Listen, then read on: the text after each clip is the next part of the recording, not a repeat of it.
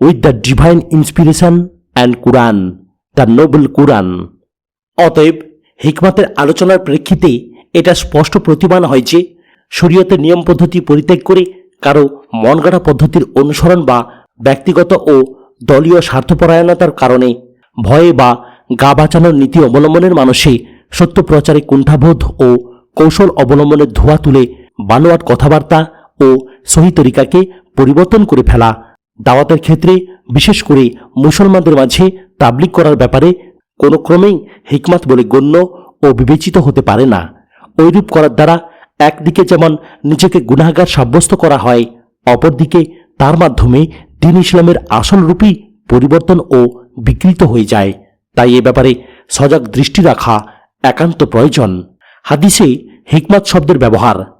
যে সকল হাদিসে হিকমত শব্দের উল্লেখ রয়েছে তার কতক নিম্নে তুলে ধরা হল। হিকমত সম্পর্কে সহিহ হাদিস। ইবনে আব্বাস রাদিয়াল্লাহু তাআলা আনহু হতে বর্ণিত, তিনি বলেন, একদা নবী করিম সাল্লাল্লাহু আলাইহি সাল্লাম আমাকে তার বুকে চেপে ধরে বললেন, হে আল্লাহ, একে হিকমত দান করুন। ইমাম বুখারী রাহমাতুল্লাহি আলাইহি বলেন, এখানে হিকমত অর্থ ওহীর মাধ্যম ব্যতীত নির্ভুল জ্ঞান লাভ।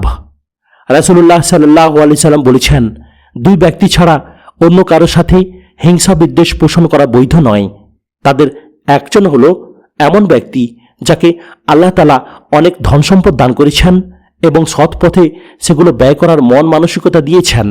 অপর ব্যক্তি হলো আল্লাহ তাআলা যাকে দ্বীনি জ্ঞান তথা হিকমত দান করেছেন। সে তার জ্ঞান অনুযায়ী মানুষের মাঝে ফয়সালা করে এবং মানুষকে তার শিক্ষাও দেয়। সহিহ বুখারী। হিকমত সম্পর্কিত জয়ীফ ও মুনকার হাদিস। আবু হুরায়রা রাদিয়াল্লাহু তাআলা আনহু বর্ণনা করেন, রাসূলুল্লাহ সাল্লাল্লাহু আলাইহি সাল্লাম বলেছেন, প্রজ্ঞাপূর্ণ কথা মুমিনের ধন, সুতরাং সে যেখানেই তা পাবে সেই হবে তার অধিকারী। আল্লামা আলবানী এটিকে খুবই জয়ীফ বলেছেন। রাসূলুল্লাহ সাল্লাল্লাহু আলাইহি সাল্লাম বলেছেন, আমি হলাম জ্ঞানের ঘর আর আলী সেই ঘরের দরজা। আলবানী এটিকেও জয়ীফ বলেছেন। দ্বিতীয় মূলনীতি সদুপদেশ। তাবলিগের কাজ আঞ্জাম দেওয়ার ক্ষেত্রে হিকমতের পাশাপাশি সদুপদেশও থাকবে, অর্থাৎ নরম ও সুন্দর ভাষায় কথা বলতে হবে যেন তা মানুষের মনের গভীরে রেখাপাত করে এবং তাদের অনুভূতিকে গভীরভাবে নাড়া দেয়। সদুপদেশের আরও চমৎকার ব্যাখ্যা বিভিন্ন তাফসীরকারগণ স্বীয় গ্রন্থসমূহে তুলে ধরেছেন। যেমন ক আল্লামা ইবনু কাসির রহমতুল্লাহি আলাইহি বলেন, সদুপদেশ দ্বারা ওই উপদেশকে বোঝানো হয়েছে যার মধ্যে ভয় ও ধমক থাকে, যাতে মানুষ উপদেশ গ্রহণ করে এবং আল্লাহর শাস্তি হতে বাঁচার উপায় অবলম্বন করে। খ উত্তম উপদেশ উহাই যা দ্বারা উৎসাহ প্রদান, ভীতি প্রদর্শন এবং কঠিন অন্তরকে নরম করার উদ্দেশ্যে হয়। গ কামুসুল মুফরাদাতে রাগিবে বলা হয়েছে, সদুপদেশ হচ্ছে শুভেচ্ছামূলক কথা কার্যকর ভঙ্গিতে এমনভাবে উপস্থাপন করা যাতে প্রতিপক্ষের মন তা কবুল করার জন্য নরম হয়ে যায়, সন্দেহ দূর হয়ে যায় এবং অনুভব করে যে এতে দাওয়াতদাতার কোনো স্বার্থ নেই, শুধু শুভেচ্ছার খাতিরে বলেছেন। ঘ আল্লামা মওদুদী রহমতুল্লাহি আলাইহি বলেন, সদুপদেশের দুটি অর্থ। এক, যাকে উপদেশ দেওয়া হচ্ছে তাকে শুধুমাত্র যুক্তি প্রমাণের সাহায্যে তৃপ্ত করে দিয়ে ক্ষান্ত হলে চলবে না, বরং তার আবেগ অনুভূতির প্রতিও আবেদন রাখতে হবে এবং সেগুলোর প্রতি আকর্ষণ সৃষ্টি করতে হবে। দুই, উপদেশ এমনভাবে দিতে হবে যাতে আন্তরিকতা ও মঙ্গলাকাঙ্ক্ষা সুস্পষ্ট হয়ে ওঠে। এমনটি হবে না যে উপদেশদাতা তাকে তাচ্ছিল্য করছে এবং নিজের শ্রেষ্ঠত্বের অনুভূতির স্বাদ নিচ্ছে, বরং সে অনুভব করবে উপদেশদাতার মনে তার সংশোধনের প্রবল আকাঙ্ক্ষা রয়েছে এবং আসলে সে তার ভালো চায়। তৃতীয় মূলনীতি উত্তম পন্থায় বিতর্ক। দাওয়াত ও তাবলিগের কাজে কোথাও হয়তো তর্ক বিতর্কের প্রয়োজন হবে, কেননা মানুষের মনে কম বেশি অহমিকা ও আত্মম্ভরিতা থাকাটাই স্বাভাবিক, যার ফলে সে অন্যের মতামতকে বিনা বাক্যে মেনে নিতে পারে না। তাছাড়া সকলের চিন্তা চেতনাও একরকম নয়। সুতরাং যদি কারো সাথে তর্ক বিতর্ক করার প্রয়োজন হয় তবে তা নরম ও উত্তম ভাষায় করা দরকার। রুহুল মানিতে বলা হয়েছে, উত্তম পন্থায় বিতর্কের মানে এই যে কথাবার্তায় নম্রতা ও কমনীয়তা অবলম্বন করতে হবে এবং এমন যুক্তি প্রমাণ পেশ করতে হবে যা প্রতিপক্ষ বুঝতে সক্ষম হয়, তবে উত্তম হল তর্ক বিতর্ক এড়িয়ে চলা। উদাহরণ হিসেবে এখানে সূরা হজ্জের আয়াত উল্লেখ করা যেতে পারে। সেখানে আল্লাহ তাআলা বলেছেন যে, অতএব তারা যেন এই শরীয়তের ব্যাপারে তোমার সাথে ঝগড়ায় লিপ্ত না হয়। তুমি তোমার পালনকর্তার দিকে দাওয়াত দাও, নিঃসন্দেহে তুমি সঠিক পথে রয়েছ। তারা যদি তোমার সাথে ঝগড়া করে তবে বলে দাও, তোমরা যা কিছু করছ তা আল্লাহ খুব ভালো করেই জানেন। সূরা হজ আয়াত নম্বর 67 এবং 68। তবে এদিকে খেয়াল রাখা দরকার যে তর্ক বিতর্ক করতে গিয়ে কখনো প্রতিপক্ষের লোকদেরকে ব্যক্তিগতভাবে আক্রমণ করে তাদেরকে হেয় প্রতিপন্ন করা যাবে না। তারা যেন উপলব্ধি করতে পারে যে এই তর্ক বিতর্কের উদ্দেশ্য কেবল প্রতিপক্ষকে ঘায়েল করাই নয়, বরং তাকে সন্তুষ্ট চিত্তে সত্য ও বাস্তবতাকে গ্রহণ করতে উদ্বুদ্ধ করা।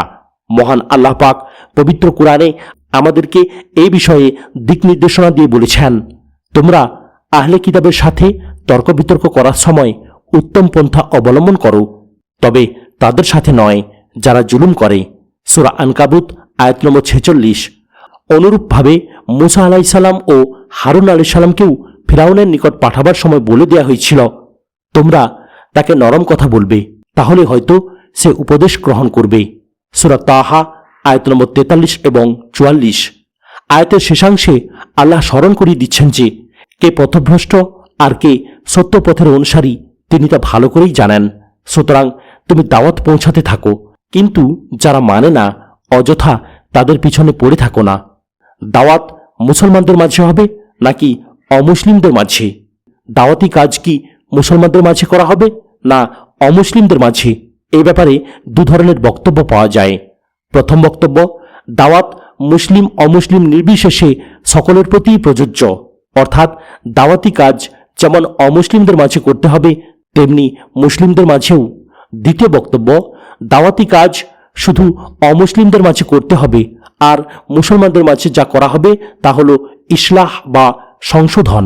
রাসূল করিম সাল্লাল্লাহু আলাইহি সাল্লাম ও সাহাবায়ে কিরাম অমুসলিমদেরকেই দাওয়াত দিয়েছেন, আর মুসলমানদের মাঝে যখন শরীয়তের কোনো বিধানের উপর যখন আমলের অনুপস্থিতি লক্ষ্য করা গেছে বা উহা পালনে কোনরূপ অবহেলা ও উদাসীনতা পরিলক্ষিত হয়েছে, তখন তা সংশোধনের জন্য তাবলিগ ও তাগিদের মাধ্যমে শরীয়ত না মেনে চলার পরিণতি সম্পর্কে সতর্ক করেছেন। অর্থাৎ যখন কারোর ঈমান ও আমলে ত্রুটি দেখা গিয়েছে তা সংশোধন করে প্রকৃত মুমিনে পরিণত করার চেষ্টা করা হয়েছে। মুসলমানদের মাঝে সংশোধনমূলক কাজ করার ব্যাপারে কুরআন ও হাদিসে প্রচুর দলিল বিদ্যমান, যার কতিপয় নিম্নরূপ। মুসা তার ভাই হারুনকে বলল, আমার সম্প্রদায়ের মধ্যে তুমি আমার প্রতিনিধিত্ব করবে, তাদের সংশোধন করতে থাকবে এবং বিপর্যয় সৃষ্টিকারীদের পথ অনুসরণ করবে না। সূরা আল আরাফ আয়াত নম্বর 42। মুমিনরা পরস্পর ভাই ভাই, অতএব তোমাদের ভাইদের দোষ ত্রুটি সংশোধন করে দাও। সূরা আল হুজরাত আয়াত নম্বর 10। অতএব তোমরা আল্লাহকে ভয় করো এবং নিজেদের অবস্থা সংশোধন করে নাও, আর আল্লাহ ও তার রাসূলের হুকুম মেনে চলো যদি ঈমানদার হয়ে থাকো। সূরা আল আনফাল আয়াত নম্বর 1। মুমিনদের দুই দলে যদি দ্বন্দ্বে লিপ্ত হয় তাহলে তোমরা তাদেরকে সংশোধন করে দেবে। সূরা আল হুজরাত আয়াত নম্বর 9। রাসূলুল্লাহ সাল্লাল্লাহু আলাইহি সাল্লাম বলেন, ইসলাম অপরিচিত অবস্থায় সূচনা লাভ করেছিল, খুব শিগগিরই সেই অবস্থায় ফিরে যাবে। তবে তখনকার সেই গোঁড়া অপরিচিত লোকদের জন্য সুসংবাদ। একথা শুনে সাহাবাগণ জিজ্ঞেস করল, হে আল্লাহর রাসূল, গুরাবা বলতে আপনি কাদেরকে বুঝাচ্ছেন? জবাবে রাসূল সাল্লাল্লাহু আলাইহি সাল্লাম বললেন, তারা হলো সেই লোক যারা জনগণ যখন আমার সুন্নত হতে বিচ্যুত হয় তখন সংশোধনমূলক কাজ করে।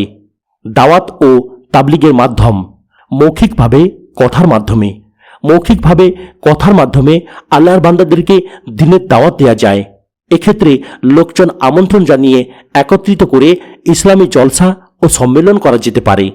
লিখনির মাধ্যমে ইসলামী বই পুস্তক রচনা, বিনামূল্যে বা স্বল্পমূল্যে বই বিতরণ, পত্রিকায় প্রবন্ধ লিখন, ইসলামী সাময়িকী প্রকাশ, অনারবদের আরবিতে লিখিত কুরআন, হাদিস ও ইসলামী বই অনুবাদ করে শিক্ষিত লোকের নিকট প্রচার, লিফলেট বিতরণ এবং পোস্টার লিখনের মাধ্যমে দ্বীনের তাবলীগ করা যায়। শিক্ষাক্রমের মাধ্যমে আধুনিক শিক্ষার নামে ধর্মহীন শিক্ষা ব্যবস্থার পরিবর্তন করে সকল শিক্ষা প্রতিষ্ঠানে কোরআন হাদিসের মৌলিক জ্ঞানার্জন বাধ্যতামূলক করার মাধ্যমে শিক্ষক ও ছাত্র তথা শিক্ষিত মহলে আল্লাহর দ্বীনের তাবলীগ করা যায়। এতে করে শিক্ষিত সমাজকে নৈতিক ও চারিত্রিক অবক্ষয় থেকে রক্ষা করা যাবে এবং তারা আল্লাহর দ্বীন সম্পর্কে অবহিত হতে পারবে। মসজিদের খতিব ও ইমামের মাধ্যমে মসজিদের খতিব বা ইমামের দ্বারা যদি সমবেত মুসল্লিদের নিকট দু একটি আয়াত ও হাদিস বয়ান করা হয় তবে এতে সহজেই কোরআন ও সুন্নাহর তাবলীগ হয়ে যায়। বাহাস মুবাহাসার মাধ্যমে দ্বীনের সঠিক দিক নির্দেশনা পরিষ্কার হয়ে ওঠে, যার ফলে ভ্রান্ত আকীদা বিশ্বাসের অবসান ঘটে এবং মানুষের নিকট ইসলামের সঠিক সিদ্ধান্ত পৌঁছে যায়। দ্বীনি প্রতিষ্ঠান স্থাপনের মাধ্যমে যাদের কাজ হবে দ্বীন প্রচার করা ও ইসলামের সঠিক দিক মানুষের নিকট তুলে ধরা।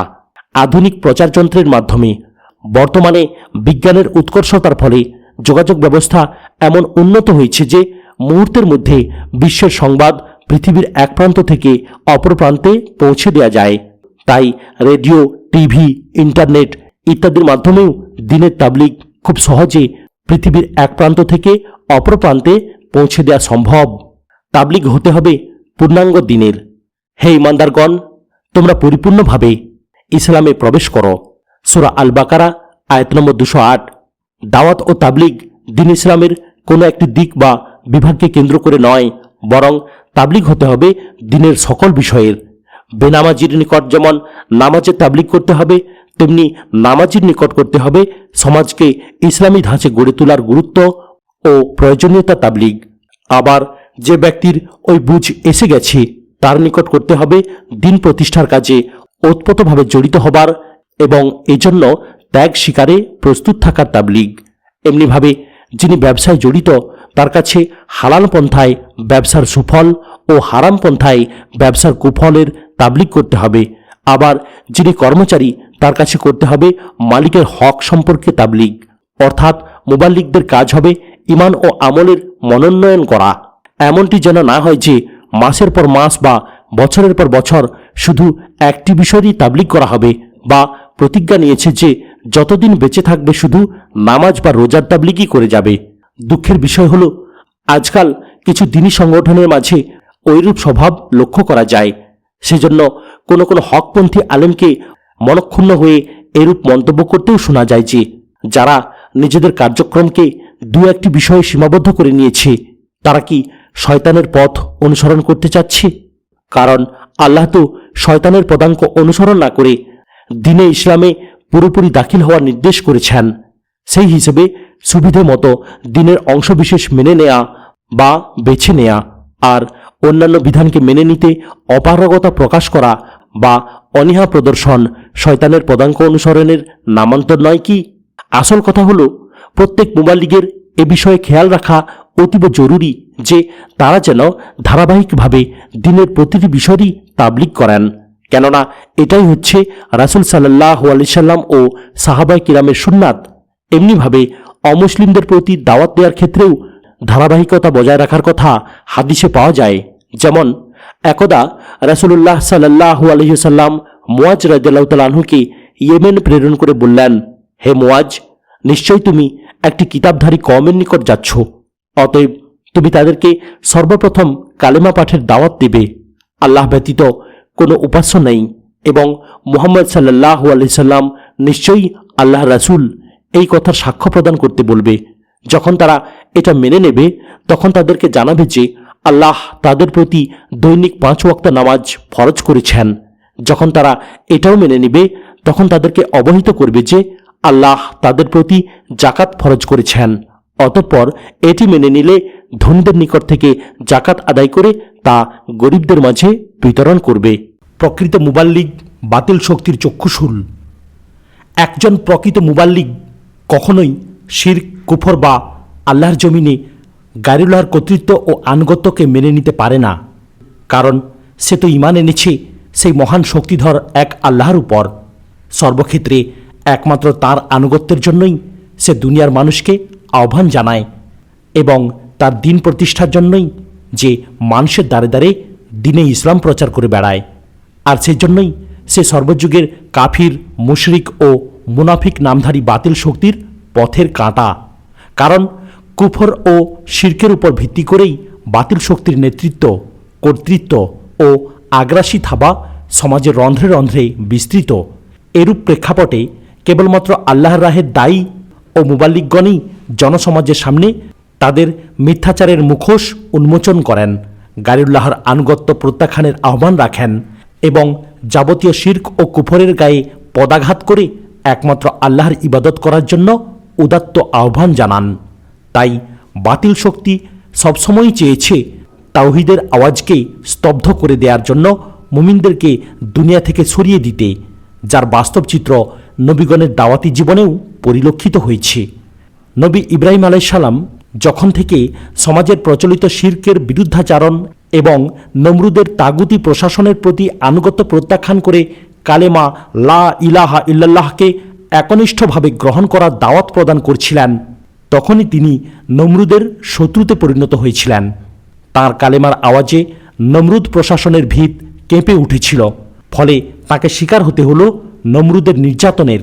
নবী মুসা আলাইহিস সালামও যখনই ফেরাউনের মানবরচিত তাগুত শাসনের বিরোধিতা করলেন, ফেরাউনের আনুগত্য প্রত্যাখ্যান করে নিলেন এবং গায়রুল্লাহর কবর রচনার জন্য সকল প্রকার শিরক ও কুফরের গায়ে পদাঘাত করে তাওহীদকে বাস্তব জীবনে মেনে নেয়ার আহ্বান জানালেন, এমনকি ফেরাউনকেও আল্লাহর দাসত্ব করার দাওয়াত পৌঁছালেন, তখন ফেরাউনের সিংহাসন নবী মুসা আলাইহিস সালামের কালেমার ধ্বনিতে প্রকম্পিত হয়ে উঠেছিল। তাওহীদের আওয়াজে তার তাগুতি প্রশাসনের খুঁটি ভেঙে পড়ার উপক্রম হয়ে গেল। ফলে আল্লাহর দ্বীনকে ফুৎকারে নিভিয়ে দিতে ফেরাউনও মরিয়া হয়ে উঠেছিল নবী মুসা আলাইহিস সালামকে হত্যার জন্য। শেষ নবী মুহাম্মদ সাল্লাল্লাহু আলাইহি সাল্লামের ক্ষেত্রেও এর ব্যতিক্রম ঘটেনি।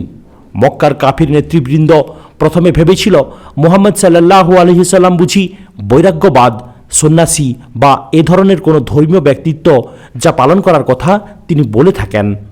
তাই তারা মুহাম্মদ সাল্লাল্লাহু আলাইহি সাল্লামের গোপন তাবলিগি তৎপরতা সম্পর্কে খবর পাওয়া সত্ত্বেও তেমন গুরুত্বের চোখে দেখেনি।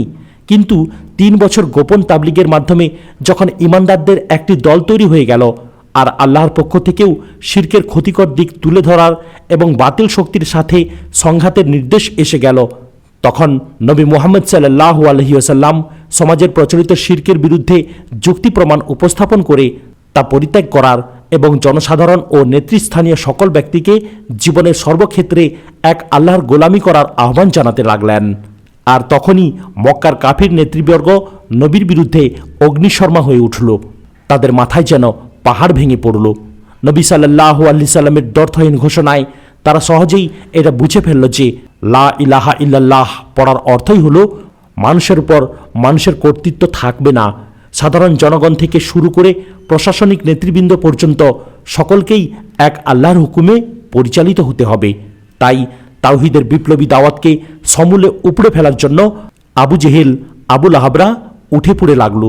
আল্লাহ রাসূল সাল্লাল্লাহু আলাইহি ওয়াসাল্লাম ও মুমিন দায়ী মুবাল্লিগদের হত্যার জন্য তাদের ঘুম হারাম হয়ে গেল। কিন্তু আল্লাহ তাদের ইচ্ছা পূরণ হতে দেননি, যেমন দেননি মুসা আলাইহিস সালামের বিরুদ্ধে ফেরাউনের এবং ইব্রাহিম আলাইহিস সালামের বিরুদ্ধে নমরুদের অভিযানকে।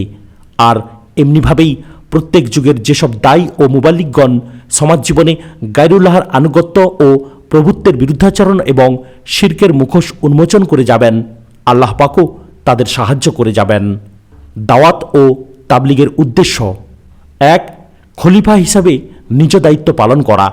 আল্লাহ পাকের খলিফা হিসেবে প্রতিটি মুসলমানের অপরিহার্য কর্তব্য এই যে তারা নিজেরা যেমন আল্লাহর দাসত্ব করবে, তেমনি অন্যদেরকেও আল্লাহর হুকুম মেনে চলার জন্য আল্লাহর রাহের দাওয়াত পৌঁছাবে। রাসূলুল্লাহ সাল্লাল্লাহু আলাইহি সাল্লাম বলেছেন, তোমরা প্রত্যেকেই দায়িত্বশীল আর প্রত্যেকেই তার দায়িত্ব সম্পর্কে জিজ্ঞাসিত হবে। অতএব বলা যায়, দাওয়াত ও তাবলিগ করার মাধ্যমে একজন দায়ী বা মুবাল্লিগ কেবল নিজ দায়িত্ব ও কর্তব্যই পালন করছেন। তিনি এর দ্বারা কারোর প্রতি দয়া করছেন না, খোদ তাবলিগের প্রতিও নয়, এবং যারা দাওয়াতের মাধ্যমে হিদায়াত প্রাপ্ত হচ্ছেন তাদের প্রতিও নয়। 2. মানুষকে গোমরাহির অন্ধকার থেকে হেদায়েতের আলোকে নিয়ে আসা। আলিফ লাম রা। হে নবী, এটি একটি কিতাব যা আমি আপনার প্রতি নাজিল করেছি, যাতে আপনি লোকদেরকে অন্ধকার থেকে আলোর দিকে বের করে নিয়ে আসেন। পরাক্রান্ত প্রশংসার যোগ্য পালনকর্তার নির্দেশে তারই পথের দিকে। সূরা ইব্রাহিম আয়াত নম্বর 1।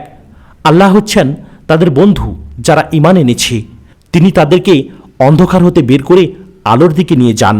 অপরদিকে যারা কুফরি করে তাদের বন্ধু হলো শয়তান, সে তাদেরকে আলোক থেকে অন্ধকারে নিয়ে যায়। সূরা আল বাকারা আয়াত নম্বর 257। অতএব পথ হারা মানুষকে সঠিক পথ দেখানোর জন্য দ্বীনি দাওয়াতি প্রচেষ্টার গুরুত্ব অপরিহার্য। 3. আকীদা ও আমলসমূহ বিশুদ্ধ করা। হে মুমিনগণ, তোমরা আল্লাহর আনুগত্য করো এবং আনুগত্য করো রাসূলের, আর এরূপ না করে তোমাদের আমলগুলো বরবাদ করো না। সূরা মুহাম্মদ আয়াত নম্বর 33। ব্যক্তির আমল কবুল হওয়ার জন্য যেমন আকীদা বিশ্বাসের পরিচ্ছন্নতা অপরিহার্য, তেমনি অপরিহার্য আমলসমূহ রাসূলের সুন্নতে মোতাবেক সম্পন্ন হওয়া। তাই দাওয়াত ও তাবলীগের একটি বৃহৎ উদ্দেশ্য এই যে এর মাধ্যমে কুরআন ও সহিহ হাদিসের আলোকে মানুষের আকীদা ও আমলসমূহ পরিশুদ্ধ করা হবে। 4. সকল প্রকার তাগুতকে বর্জন করে চলা। আমি প্রত্যেক সম্প্রদায়ের নিকট এজন্যই রাসূল প্রেরণ করেছি যাতে একমাত্র আল্লাহর ইবাদত করা হয় এবং যাবতীয় তাগুতকে অস্বীকার করা হয়। সূরা আন-নাহল আয়াত নম্বর 36। 5. হক ও বাতিলের মাঝে পার্থক্য সৃষ্টি করা। এই কুরআন সত্যপথ যাত্রীদের জন্য সুস্পষ্ট পথনির্দেশ এবং হক ও বাতিলের মাঝে পার্থক্যকারী। সূরা আল বাকারা আয়াত নম্বর 185। হক ও বাতিলের মাঝে যেখানে সংমিশ্রণ ঘটেছে, কুরআন ও সুন্নাহর মাধ্যমে তা পার্থক্য করে সত্যকে সত্য হিসেবে এবং মিথ্যাকে মিথ্যা হিসাবে চিহ্নিত করা তাবলীগের অন্যতম উদ্দেশ্য। 6. জাহান্নামের পথ থেকে জান্নাতের পথে নিয়ে আসা। হে ঈমানদারগণ, তোমরা নিজেদেরকে এবং নিজ পরিবার পরিজনকে জাহান্নামের আগুন হতে রক্ষা করো, যার ইন্ধন হবে মানুষ ও পাথর। সূরা তাওবা আয়াত নম্বর 6। 7. মানুষের অন্তরে আল্লাহ ও কিয়ামত সম্পর্কে ভয় সৃষ্টি করা। হে মানব জাতি, তোমরা তোমাদের পালনকর্তাকে ভয় করো এবং ভয় করো এমনই এক দিবসকে যখন পিতা পুত্রের কোনো কাজে আসবে না এবং পুত্রও পিতার কোনো উপকার করতে পারবে না। নিঃসন্দেহে আল্লাহর ওয়াদা সত্য। অতএব পার্থিব জীবন যেন তোমাদেরকে ধোঁকা না দেয় এবং আল্লাহ সম্পর্কে প্রতারক শয়তানও যেন তোমাদেরকে প্রতারিত করতে না পারে। সূরা লুকমান আয়াত নম্বর 33। 8.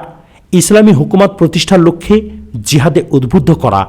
জীবনের সর্বক্ষেত্রে আল্লাহর হুকুম পূর্ণরূপে নির্ভয়ে মেনে চলার জন্য প্রয়োজন কুরআন শাসিত সমাজ ব্যবস্থা। এরূপ ইসলামী সমাজ প্রতিষ্ঠার লক্ষ্যে এবং ইসলামের দুশমনদের ষড়যন্ত্রের কবল থেকে দ্বীন ও ঈমান রক্ষার জন্য জিহাদে উদ্বুদ্ধ করা দাওয়াত ও তাবলীগের বৃহৎ উদ্দেশ্য। মুবাল্লিগগণ তাবলীগের মাধ্যমে প্রতিটি মুসলমানের কাছে খিলাফত প্রতিষ্ঠার জন্য জিহাদের গুরুত্ব তুলে ধরবেন এবং প্রয়োজন মুহূর্তে সকল মুমিনকে জিহাদের অংশগ্রহণের জন্য আহ্বান জানাবেন। আল্লাহ বলেন, হে নবী, তুমি মুমিনদেরকে জিহাদের জন্য উদ্বুদ্ধ করো। সূরা আনফাল। 9. আল্লাহর নিকট ওজর পেশ করা। দাওয়াত ও তাবলীগের আমানত সাধ্যমতো আদায় করার মাধ্যমে কিয়ামতের ময়দানে আল্লাহর নিকট ওজর পেশ করা এবং কৈফিয়ত প্রদান থেকে রক্ষা পাওয়াও উদ্দেশ্য। যেমন বনি ইসরায়েল জাতির একদল শনিবারের মাছ ধরার অমান্য করলে অন্য দল যখন তাদেরকে সীমা লঙ্ঘন করতে বারণ করল এবং ভয় দেখালো, তখন আরেক দল বলেছিল, তোমরা কেন তাদেরকে অযথা ভয় দেখাচ্ছ যাদেরকে আল্লাহ ধ্বংস করে দেবেন? তখন মুমিন দল জবাবে বলেছিল যে রবের নিকট ওজর পেশ করার জন্য এবং তারা যেন সতর্ক হয়। সূরা আরাফ আয়াত নম্বর 163 এবং 164। জিহাদ আগে না তাবলীগ আগে? প্রশ্নটি যদিও মূর্খতাপ্রসূত, তথাপিও আজকাল অনেক বিজ্ঞ লোকের মুখে এটি শোনা যাচ্ছে। একথা চিরন্তন যে তাবলীগ ব্যতীত দুনিয়ার বুকে কোনো উদ্দেশ্যই সফলতা লাভ করতে পারেনি। তাবলীগের মাধ্যমে জিহাদের দাওয়াত না পৌঁছার দরুন শয়তান খুব অনায়াসেই তার কুমন্ত্রণার মিশন চালিয়ে এবং নফস তার রকমারি ধোঁকার জাল বিস্তার করে মানুষকে জিহাদের ন্যায় মহৎ কাজ হতে বিরত রাখার চেষ্টা করে থাকে। কাজেই জিহাদের পূর্বে অতীব গুরুত্ব ও আন্তরিকতার সাথে জিহাদের দাওয়াত পৌঁছে দেওয়া চাই, যাতে মানুষের মাঝে এই মহৎ কাজের চেতনা ও উদ্দীপনা চিরজাগরুক হয়ে থাকে। প্রিয় সাথী, আজ এখানেই সমাপ্ত করলাম। ভিডিওর পরবর্তী অংশ অর্থাৎ রাসূলুল্লাহ সাল্লাল্লাহু আলাইহি সাল্লাম যেভাবে তাবলীগ করেছেন, পুস্তিকাটির পরবর্তী অংশ শুনতে গেলে চ্যানেলটিকে সাবস্ক্রাইব করুন, লাইক, কমেন্ট এবং শেয়ার করতেও ভুলবেন না। আসসালামু আলাইকুম ওয়া রাহমাতুল্লাহি ওয়া বারাকাতুহু।